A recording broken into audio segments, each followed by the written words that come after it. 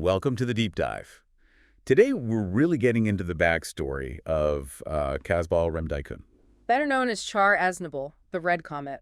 Exactly. We've gone through a ton of material, focusing on those early years, trying to understand how he became, well, him. It's fascinating stuff if you're interested in how these iconic characters are built, especially with all the political drama swirling around. Totally.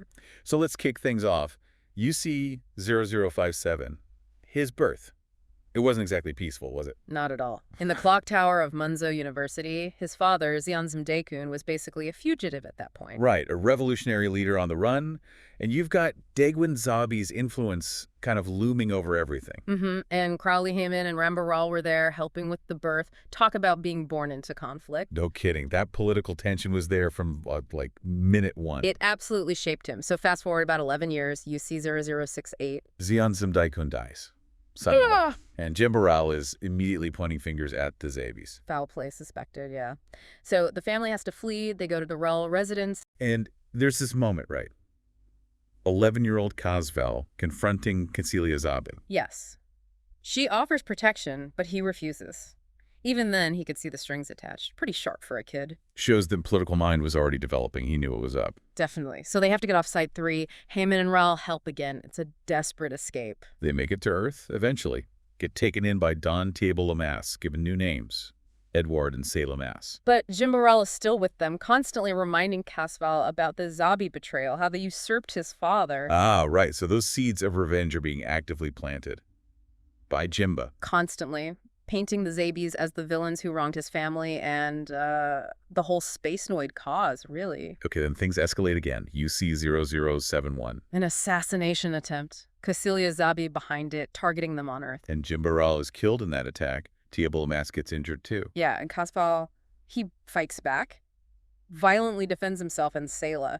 That experience must have, well, hardened him significantly. We'd have to think so. Yeah. Facing that kind of direct violence. It certainly seems to accelerate his, let's say, his path towards retribution. After that, they move to the Texas colony in Side 5. And this is where things get really interesting. He meets the real Char Aznable. Who looks exactly like him. Like a perfect double. An uncanny resemblance. And then another tragedy strikes not long after. His mother, Estrella, she dies. And she was under Zabi surveillance at the time. That feels like the final straw, doesn't it? The loss of his mother, combined with meeting his double. It really clicks. Yeah. The opportunity and the motivation kind of fall into place. Precisely. Which leads us to UC0075, the identity theft. Yeah, this is just audacious. He orchestrates it so the real Char gets detained at the spaceport. They swap identities, and then a bomb goes off meant for Casval, presumably. But it kills the real Char Aznable instead. Casval essentially sends him to his death. Ruthless. Oh, utterly ruthless. And calculated. He needed that identity. And uses it to enroll in the Zeon Military Academy as Char Aznable. Where he runs into Gurin and Garma Zabi, of all people. Yeah. The sons of the family he hates. And he needs an excuse for the mask, the visor. Right, the whole cosmic ray damage story. A convenient fiction. In the Academy, he excels. Constantly outperforming Garma Zabi. But he cultivates this friendship with Garma. Pure manipulation, obviously. Using him.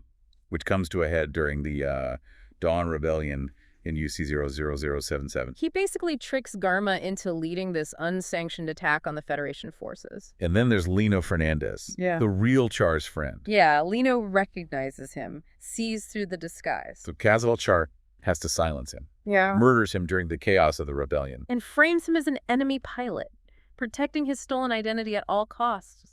Wow. It's brutal. Dazzle Zabi sees through some of it, though. Gets him dismissed from the Academy. But not entirely disgraced. Dazzle sees his potential, especially as a mobile suit pilot, tells him there'll be a place for him later. So he has this brief period working construction on Earth. Darumbo construction. And that's where he meets Lalasoon, a really pivotal encounter. He senses something unique about her, right? Her abilities. Seems so. And he's fiercely protective of her, even then. Shows a different side. Almost, but still intense. Then, UC0079. The one-year war breaks out. And Char is readmitted to the military, just as Dazzle hinted, becomes one of the very first Zaku-I pilots. Those early mobile suits, he's right there at the beginning, even involved in trying to stop Dr. Minovsky defecting on the moon. An early mobile suit skirmish, yeah, cutting his teeth. And when he gets his Zaku II, the newer model, He demands modifications. Wants the safety limiters removed, all for maximum speed, maximum performance. There's that arrogance, too, isn't there? Like his encounter with the Black Tri-Star. Oh, yeah. He's confident, maybe overly so, but he backs it up, especially at the Battle of Loom. Luma. That's where the legend is truly born. Absolutely. His customized Red Zaku, moving unbelievably fast, he destroys 5 Federation capital ships, Magellan and Salamis classes. Single-handedly. Earns in the name. The Red Comet. A name that strikes fear into the Federation and gives him status within Zeon. Enough status to get his own command after Loom. The Musai-class ship, Falmer. Which gives him freedom, independence to operate more on his own terms. And he uses that freedom Well, strategically for his own goals, like letting Admiral Revel escape. exactly. He captures Revel, a huge prize for Zeon, but then allows him to escape Federation custody later. Knowing it would prolong the war, right? Yeah. Keep the Federation fighting, rally their morale maybe. And ultimately keep the Zabi family in power and vulnerable, allowing him more time and opportunity to pursue his own revenge. It wasn't just about Zeon winning for him. It always comes back to the Zabis. Always. His personal vendetta is intertwined with the larger conflict. So, tracing it all back, we see Casval, the idealist's son, shaped by loss, betrayal, and violence, into Char Aznable, the Red Comet, driven by this intense need for vengeance. It's a potent mix. The political becomes deeply personal. His whole trajectory is forged in those early tragedies and his calculated response to them. Yeah. It really highlights how someone so iconic, so complex, doesn't just appear. They're made. By circumstance, by choice, by trauma.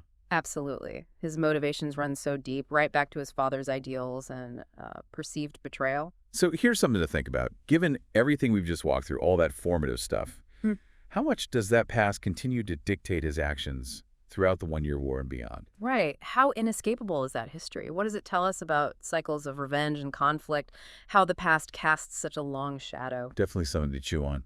And that wraps up our deep dive for today.